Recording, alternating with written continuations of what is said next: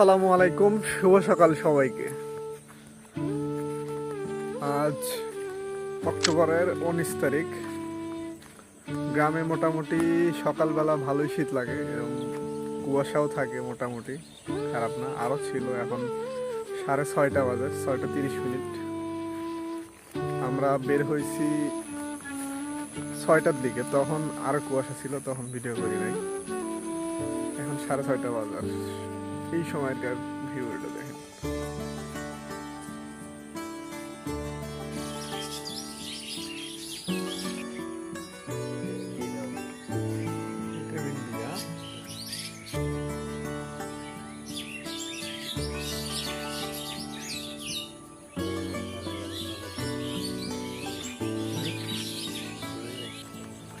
এখন প্রায় 7টার কাছাকাছি বাজে, সকালবেলা এরকম একটা ভিউ।